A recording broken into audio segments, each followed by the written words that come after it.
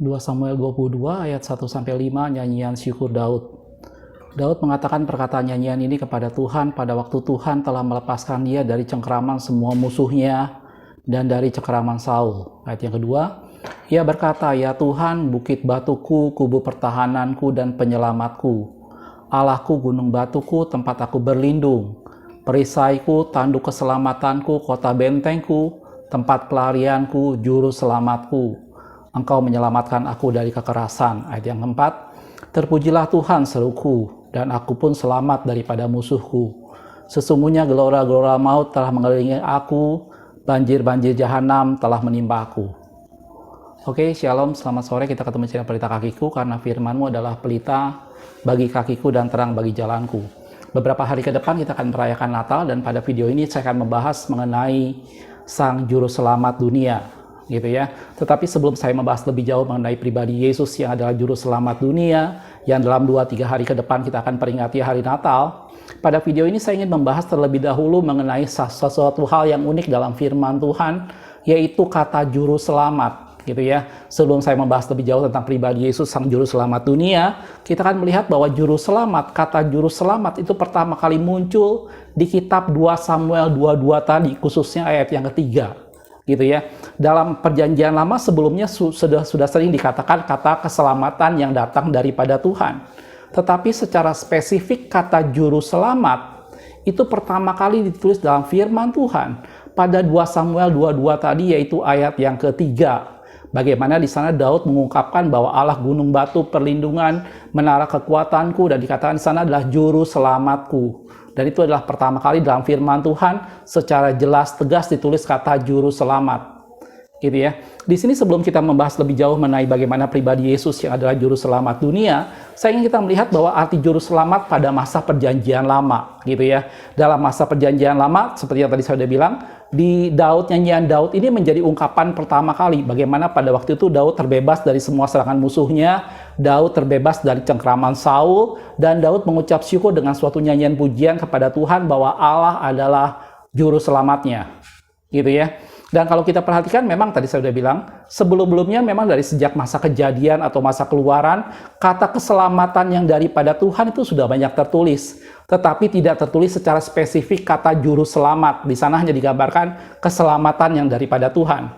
Mungkin kalau kita lihat dalam Keluaran 14 ayat yang ke-13, pada waktu itu umat Israel diperhadapkan dengan satu situasi setelah mereka keluar dari Mesir, mereka sampai di tepi Laut Teberau. Dan dikatakan orang Mesir kemudian menyusul, gitu ya. Dan mereka dalam kondisi yang terjepit, di depan mereka adalah Laut Teberau, di belakang mereka adalah tentara Mesir yang sedang menyerang, gitu ya. Dan kemudian waktu itu Musa berkata kepada umat Tuhan, hari ini kamu akan melihat keselamatannya daripada Tuhan, gitu ya. Keluaran 14 ayat 13 dikatakan, tetapi berkatalah Musa kepada bangsa itu, janganlah takut, berdirilah tetap dan lihatlah keselamatan dari Tuhan yang akan diberikannya hari ini kepadamu, sebab orang Mesir yang kamu lihat hari ini tidak akan kamu lihat lagi untuk selama-lamanya. Jadi di sini kalau kita bicara soal juru selamat atau bicara soal keselamatan yang daripada Tuhan, ini dalam perjanjian lama digambarkan sesuatu di mana mereka diselamatkan dari musuh-musuh mereka, mereka diselamatkan dari kebinasaan karena orang Mesir yang menyerang, digambarkan bahwa Daud diselamatkan dari cengkeraman Saul pada waktu itu. Dan itulah sebabnya Daud mengungkapkan bahwa bahwa Allah itu adalah juru selamatnya, gitu ya. Ungkapan juru selamat dalam perjanjian lama itu digambarkan sebagai satu bentuk bagaimana Allah menyelamatkan umatnya dalam sesuatu hal yang sifatnya fisik, gitu ya. Bagaimana orang Israel keluar dari perbudakan Mesir, bagaimana orang Israel pada waktu itu tidak dibinasakan oleh orang Mesir, dan dia berjalan di tengah laut yang kering, dan firman Tuhan katakan, hari ini kamu melihat keselamatannya daripada Tuhan, dan orang Mesir yang kamu lihat sekarang tidak pernah kamu lihat lagi. Dan mereka berjalan di tanah yang kering, dan kemudian orang Mesir di sana tenggelam di Laut Teberau. Dan itu adalah keselamatan yang daripada Tuhan, dan Allah menjadi juru selamat mereka. Jelas, saudaraku? Kalau Anda perhatikan dalam Hosea 13 ayat yang keempat, dikatakan seperti ini. Tetapi aku adalah Tuhan, Allahmu sejak di tanah Mesir. Engkau tidak mengenal Allah kecuali aku, dan tidak ada juru selamat selain aku. Jelas, saudaraku? Jadi itu adalah juru selamat dalam firman Tuhan dalam perjanjian lama. Yang tadi saya sudah gambarkan bahwa dalam perjanjian lama, keselamatan yang dibawa oleh seorang juru selamat itu digambarkan bahwa menjadi sesuatu hal yang membuat orang terbebas, selamat secara fisik dari kebinasaan. Gitu ya. Kata juru selamat dalam bahasa Gerikanya ditulis dengan kata, sebentar saudaraku saya catat di sini, dengan kata yasa. Dalam dengan strong number-nya adalah 3467 yang artinya adalah pembebas, dia penyelamat yang membawa keselamatan, dan dia yang membawa pada suatu kemenangan, gitu ya. Itu arti kata juru selamat dalam bahasa Gerika, yaitu Yasya, gitu ya, dengan strong number-nya 3467. Jadi di sana digambarkan, Daud menggambarkan bahwa karena dia selamat dari musuh-musuhnya, karena dia terbebas dari cengkraman Daud, maka Allah itu adalah juru selamatnya. Gitu ya. Di sini digambarkan bahwa Allah membawa keselamatan, Allah membawa kemenangan, Allah membebaskan dia. Gitu ya. Dan tadi dalam kitab Hosea dikatakan bahwa selain Allah, sejak di Mesir mereka sudah mengenal Allah dan tidak ada Allah yang lain kecuali adalah Aku, kata Tuhan, dan tidak ada juru selamat selain Aku. Ya, itulah juru selamat dalam firman Tuhan yang adalah pribadi Allah sendiri. Dan pada masa perjanjian lama, juru selamat di sini atau keselamatan yang dibawa oleh Allah itu digambarkan bahwa sesuatu di mana umat Tuhan dibebaskan, diselamatkan, dibawa pada suatu kemenangan secara lahiriah, secara fisik. Mereka dibebaskan dari kejaran musuh mereka dibebaskan dari kebinasaan oleh penyerangan musuh mereka, Daud dibebaskan dari cengkeraman Saul, dan itu mengungkapkan bahwa Allah adalah juru selamatnya, dan tidak ada juru selamat yang lain selain daripada Allah. Jelas, saudaraku? Dan kalau Anda mulai masuk dalam kitab Nabi Yesaya, di sini ada sesuatu hal yang unik. Bagaimana Yesaya mulai menubuatkan bahwa juru selamat yang dimaksud di sini tidak hanya berbicara soal yang menyelamatkan, Allah yang menyelamatkan secara lahiriah, tetapi jauh lebih dalam dari itu. Kalau kita lihat dalam Yesaya 19 ayat 20, Yesaya 19 ini bicara soal ucapan ilahi terhadap Mesir, gitu ya. Dan sebenarnya ini menjadi sesuatu hal yang menarik, gitu ya. Kalau Anda perhatikan dalam Yesaya 19 ayat 20 dikatakan itu akan menjadi tanda kesaksian bagi Tuhan semesta alam di tanah Mesir. Apabila mereka berseru kepada Tuhan karena orang-orang penindas, maka Ia akan mengirimkan seorang juru selamat kepada mereka yang akan berjuang dan akan melepaskan mereka. Gitu ya. Di ayat-ayat atasnya kalau Anda lihat dari ayat 19 sampai ayat 21, itu saya ambil ayat 20 dari Yesaya 19, itu digambarkan bagaimana di Mesir akhirnya orang akan mengenal Tuhan. Di Mesir akan dibangun mesbah di mana orang berseru kepada Tuhan. Dan ini adalah ucapan firman Tuhan, nubuatan dari Nabi Yesaya tentang Mesir. Gitu. Dan di sana digambarkan bukan semata-mata tentang umat Tuhan yang keluar dari Mesir, tetapi digambarkan di sana bahwa ada juru selamat untuk Mesir. Mesir akan mengenal Tuhan, gitu ya. Dikatakan ada seorang juru selamat yang berjuang, gitu ya. Dan itu digambarkan untuk Mesir. Dan ini mulai memproyeksikan tentang satu pribadi yang adalah Allah yang membebaskan mereka sejak pertama, tetapi kemudian Allah berencana tidak hanya membebaskan mereka secara fisik, tetapi juga dibebaskan, diselamatkan secara roh mereka. Gitu ya. Dalam Yesaya 43 ayat yang ketiga dikatakan, Akulah Tuhan Allahmu yang Maha Kudus, Allah Israel, juru selamatmu. Aku menebus engkau dengan Mesir dan memberikan engkau Ethiopia dan Sheba sebagai gantimu. Yesaya pasal 43 itu dari sejak pasal 42, Yesaya sudah menubuatkan tentang seorang hamba Tuhan yang menderita, yang tidak lain menggambarkan tentang pribadi Yesus. Dan salah satu ayat di pasal 42 dikatakan, buluh yang terkulai tidak akan dipatahkannya, sumbu yang pudar nyalanya tidak akan dipadamkannya. Dan dalam Yesaya 43 tadi ayat yang ketiga, di sana digambarkan bahwa Akulah Tuhan yang Maha Kudus, Allah Israel, juru selamatmu. Gitu ya, yang menebus engkau dengan Mesir. Dan ini mulai digambarkan bahwa pada masa perjanjian lama, orang memandang juru selamat, yaitu Allah sendiri, Allah Israel, tidak ada juru selamat yang lain selain daripada Allah.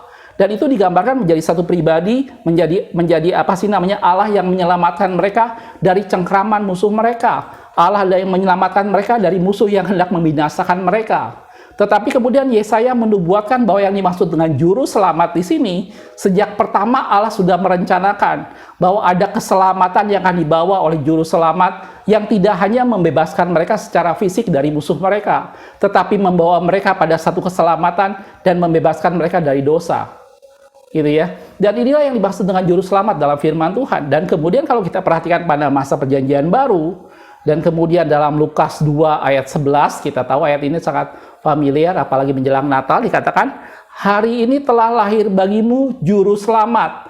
Ingat, dalam firman Tuhan tidak ada juru selamat yang lain selain daripada Allah Israel. Jelas, saudaraku? Dan dikatakan hari ini telah lahir bagimu juru selamat, yaitu Kristus Tuhan di kota Daud. Jelas, saudaraku? Jadi tidak ada pertentangan masalah di mana Yesus berkata bahwa akulah Tuhan, akulah Allah. Sepanjang firman Tuhan dikatakan bahwa tidak ada juru selamat yang lain selain daripada Allah. Dan dalam Lukas tadi dikatakan hari ini telah lahir bagimu juru selamat, yaitu Kristus Tuhan di kota Daud. Dan dalam firman Tuhan dikatakan Yesus dalam keberadaannya sebagai Allah tidak menganggap kesetaraannya dengan Allah sebagai satu milik yang dipertahankan. Gitu ya. Di sana dua statement yang menggambarkan bahwa dia adalah pribadi Allah. Di sana digambarkan Yesus dengan keberadaannya sebagai Allah dan kesetaraannya dengan Allah tidak perlu dipertahankan, dan dia mengosongkan diri dan dia mengambil rupa seorang hamba. Gitu ya. Dan ini menjadi satu ide dari Allah bagaimana sejak pertama manusia jatuh ke dalam dosa, Allah sudah berencana bahwa keturunan dari ular ini, keturunan dari perempuan ini akan menginjak kepala ular. Gitu ya. Dan hukum Taurat diberikan menjadi penuntun kepada Kristus. Karena itu sejak pertama digambarkan bahwa keselamatan, juru selamat, mereka menggambarkan itu mereka dibebaskan dari Mesir.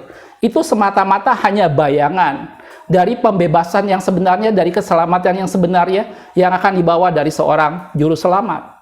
Dan ingat saudaraku bahwa tidak ada juru selamat yang lain selain daripada Allah, dan Yesus itu adalah juru selamat manusia.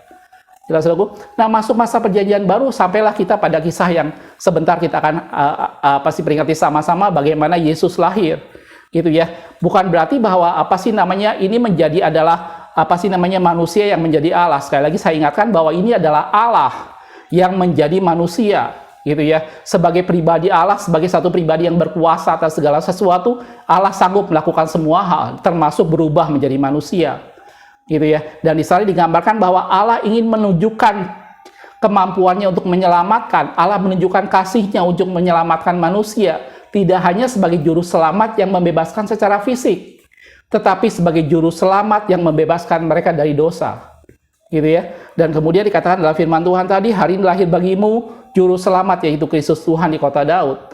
Dalam Kisah Rasul 5 ayat 31 dikatakan, dialah yang telah ditinggikan oleh Allah sendiri dengan tangan kanannya menjadi pemimpin dan juru selamat, supaya Israel dapat bertobat dan menerima pengampunan dosa. Jelas, saudaraku? Jadi yang pertama adalah pada masa perjanjian lama, juru selamat di sana adalah Allah sendiri dan digambarkan menjadi pribadi yang membawa keselamatan bagi mereka yang berhadapan dengan musuh mereka secara fisik. Gitu ya. Tapi pada masa perjanjian baru yang pertama Yesus jadi juru selamat yang adalah Allah sendiri dan berubah menjadi manusia, dan dikatakan dia membebaskan mereka dari dosa, tidak hanya sekedar dari ancaman secara fisik. Gitu ya. Dan dikatakan supaya mereka bertobat dan beroleh pengampunan dosa. Dalam 1 Yohanes 4 ayat 14 dikatakan, kami telah melihat dan bersaksi bahwa Bapa telah mengutus anaknya menjadi juru selamat dunia. Jelas, saudaraku? Dan itulah yang Yesus lakukan, yang sebentar kita akan peringati sama-sama bagaimana Allah rela meninggalkan keberadaannya sebagai satu dengan Allah, bukan sebagai satu milik yang dipertahankan, tetapi dia mengosongkan dirinya dan mengambil rupa seorang hamba, dan dia lahir menjadi manusia untuk menebus Anda dan saya, untuk menjadi juru selamat bagi kita semua. Tidak sekedar menyelamatkan kita dari bahaya secara fisik, tapi menyelamatkan kita dari perbudakan dosa yang kita akan jalani dalam kehidupan kita sehari-hari. Manusia dengan segala keberadaannya, manusia dengan segala kemampuannya, mereka tidak bisa lepas dari perbudakan dosa. Mereka tidak bisa melepaskan diri dari tekanan iblis yang lakukan melalui dosa. Dan itu hanya bisa dilakukan apabila seorang juru selamat datang. Dan Yesus datang sebagai juru selamat, mengenapi semua kata firman Tuhan. Bagaimana tidak ada juru selamat yang lain selain daripada Allah sendiri. Jelas aku. Dan itu adalah juru selamat yang sebentar kita akan peringati sama-sama bagaimana dia sudah datang menebus dosa kita. Gitu ya. Dan kemudian kalau kita bicara soal apa yang Yesus lakukan, tidak hanya bicara soal sesuatu yang kita jalani hari-hari sekarang, bagaimana kita dibebaskan dari dosa, gitu ya. Tetapi juga kita bicara soal bagaimana juru selamat ini bicara membawa kita pada keselamatan nanti, membawa kita pada keselamatan hidup yang kekal dari hukuman Tuhan, dan kita hidup bersama-sama dengan Dia, gitu ya. Dalam 2 Timotius 1 ayat yang 10 dikatakan, dan sekarang dinyatakan oleh kedatangan juru selamat kita, Yesus Kristus, yang oleh Injil telah mematahkan kuasa maut dan mendatangkan hidup yang tidak dapat binasa. Jelas aku? Jadi keselamatan yang datang dari Yesus itu tidak hanya berlaku untuk kehidupan kita sekarang. Bagaimana kita dibebaskan dari dosa. Tidak hanya sekedar dibebaskan dari serangan fisik, tidak hanya dibebaskan dari bahaya secara fisik, tetapi juga kita dibebaskan dari dosa. Dan bukan cuma itu keselamatan berbicara soal sesuatu yang nanti kita akan alami. Gitu ya. Bagaimana dikatakan mematahkan kuasa maut dan mendatangkan hidup yang tidak dapat binasa. Dalam Filipi 3 ayat 20 dikatakan, karena kewargaan kita adalah di dalam sorga. Dan dari situ kita juga menantikan Yesus Kristus Tuhan sebagai juru selamat.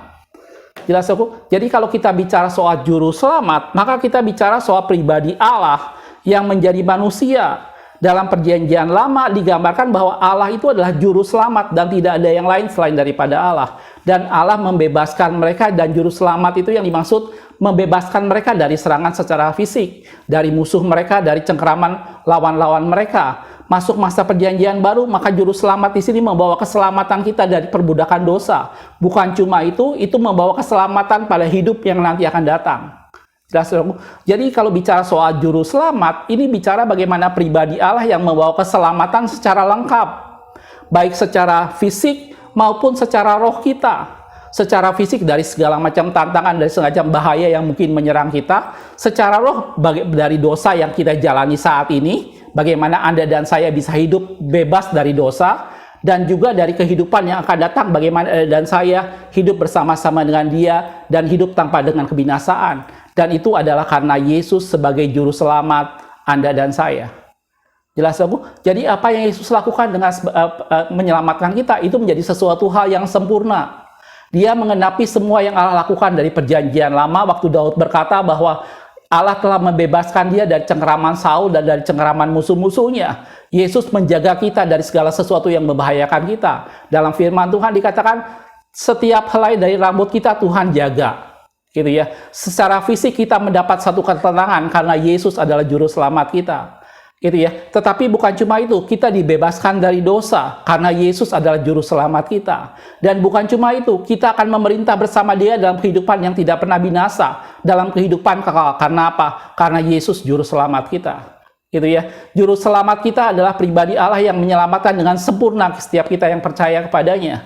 Dan itu bukan cuma sekedar fisik, itu juga bicara soal kehidupan kita sehari-hari.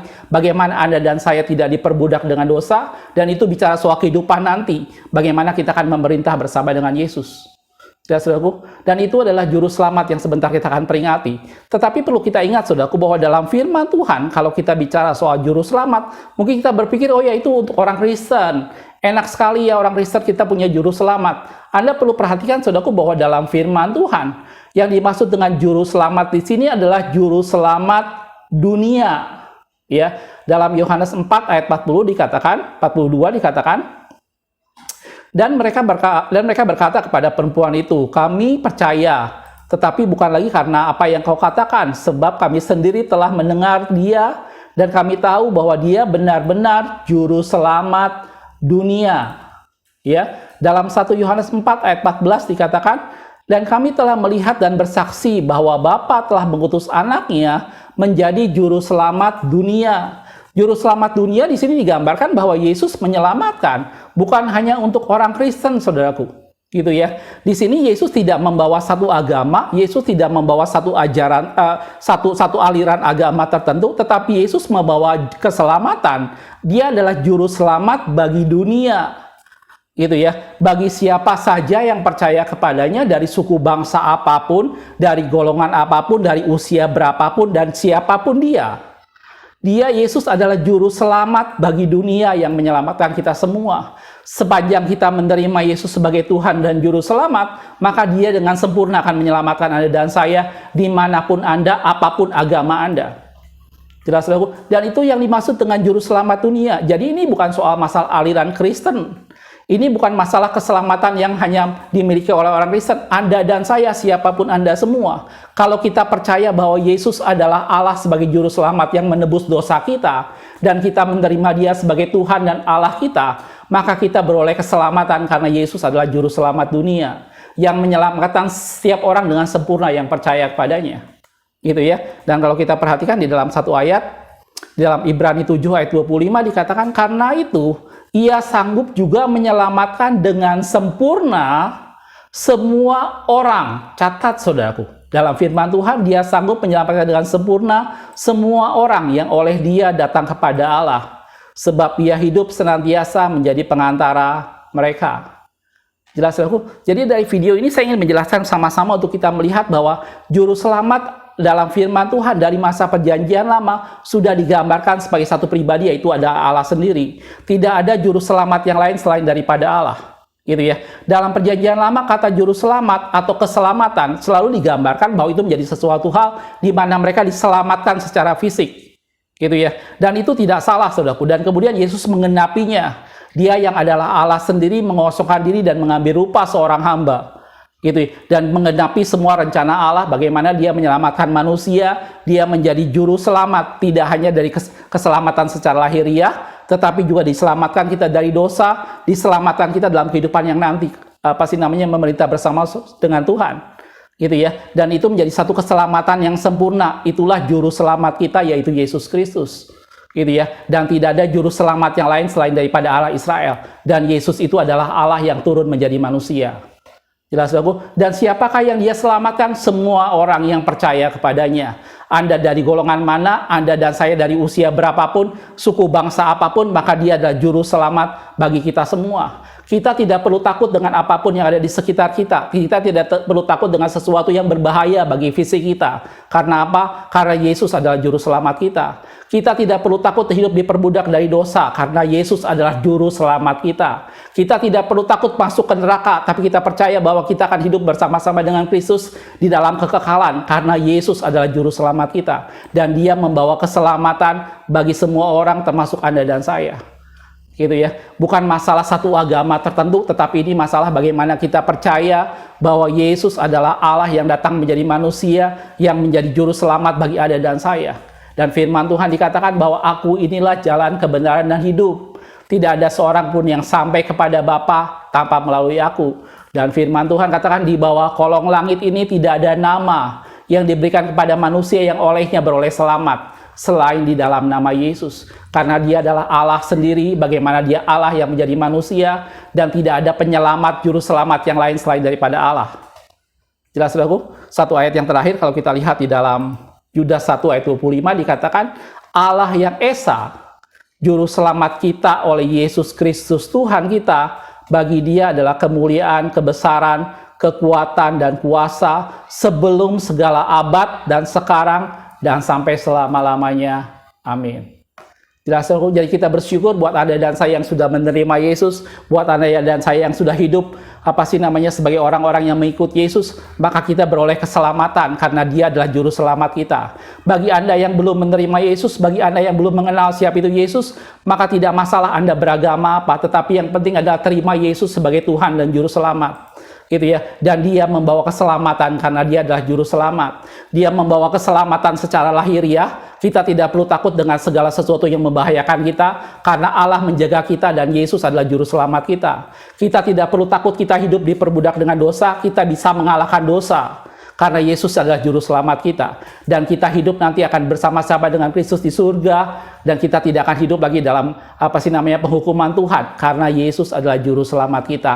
Dan dia adalah sang juru selamat dunia yang menebus setiap orang dengan sempurna. Barang siapa yang percaya kepadanya, barang siapa yang menerima dia sebagai Tuhan dan juru selamat dan mengaku dosa di hadapannya, maka darahnya menyucikan kita semua dan membuat kita menjadi layak menjadi anak-anak Allah. Jelas aku, mudah-mudahan video yang sederhana ini bisa menginspirasi Anda semua, dimanapun Anda dan saya berada. Mari, terima Dia sebagai Tuhan dan Juru Selamat, dan ketahuilah, di bawah kolong langit ini tidak ada nama lain yang olehnya manusia bisa diselamatkan, selain di dalam nama Yesus. Jelas aku, selamat Hari Natal, Tuhan Yesus memberkati.